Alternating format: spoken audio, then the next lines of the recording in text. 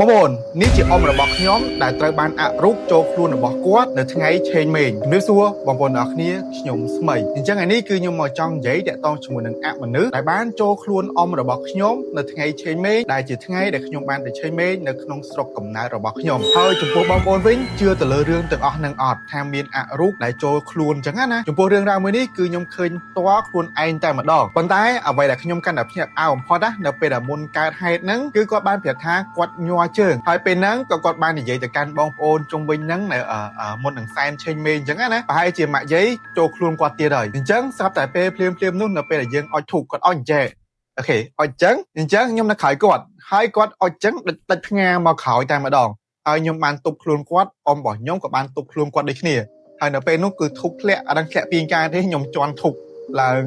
ក្រហមបាតជើងដែរឡើងឆេះស្រោមជើងអញ្ចឹងស្រាប់តែពេលនោះគឺគាត់ចូលមកសប្បាយរីករាយខ្លាំងមែនតើខ្ញុំឃើញតបភ្នែកពេលហ្នឹងគឺសប្បាយរីករាយអូហើយចំពោះឆ្នាំនេះគឺកូនចៅមកជួបជុំគ្នាច្រើនមែនតើហើយគាត់សប្បាយចិត្តហើយស្រាប់តែពេលនោះគឺគាត់បាននិយាយភាសាចិនប៉ុន្តែខ្ញុំអត់ដឹងថាជាភាសាចិនកតាំងឬក៏ភាសាអីទេបងប្អូនអាចស្ដាប់បានសុខសប្បាយទេសុខសប្បាយយាយចាប់បាន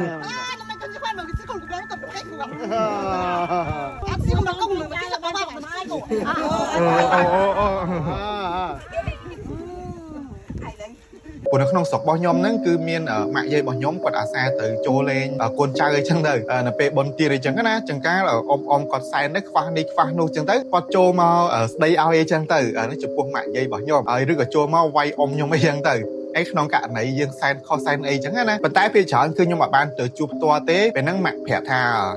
ម៉ាក់យាយចូលនេះចូលនេះចូលអ៊ំនេះចូលអ៊ំនោះចឹងណាប៉ុន្តែលើកនេះទៅឆេញមេងគឺខ្ញុំបានទៅដែរហើយសំខាន់គឺកង់ហើយសារហ្នឹងគឺកង់គឺគាត់អ្នកចូលខ្លួនអ៊ំរបស់ខ្ញុំហើយចូលមកគឺសុបាយរំខ្លាំងមែនតើដែលកូនចៅបានទៅលេងគាត់ច្រើនចឹងទៅឥឡូវយើងបកទៅវិញហើយសម្រាប់បងប្អូនវិញនៅពេលដែលមើលវីដេអូមួយនេះហើយបងប្អូនជឿប្រមាណភាគរយហើយសម្រាប់បងប្អូនដែលអត់ជឿវិញមូលហេតុអីគេហើយសម្រាប់ខ្ញុំអត់ឲ្យបងប្អូនជឿទៅលើវីដេអូរបស់ខ្ញុំទេប៉ុន្តែអានេះខ្ញុំធ្វើចែករំលែកចឹងណាសម្រាប់ខ្ញុំផ្ទាល់ពីមុនមកក៏ខ្ញុំអត់សូវជឿទៅលើរឿងទាំងអស់ហ្នឹងដែរប៉ុន្តែថ្ងៃនេះគឺខ្ញុំជួបហើយខ្ញុំឃើញតបភ្នែកក៏មានអារម្មណ៍ជឿខ្លាំងជាងមុនដែរសួស្តីបងប្អូនអរគ្នាហាងខៃឡូរបស់យើងក៏មានលក់កាហ្វេដែរហើយក៏មានជាប្រភេទនំផ្សេងជាច្រើនប្រភេទអញ្ចឹងបើសិនជាបងប្អូនអរគ្នាដែរគាត់ចង់មកមើលត្រីឬក៏ថាខ្សែអតិថិនចង់កាត់ stress ខ្លះអាចមកដល់ហាងរបស់យើងបានហើយក៏យើងអាចនិយាយថាមានកន្លែងអង្គុយជាច្រើនកន្លែង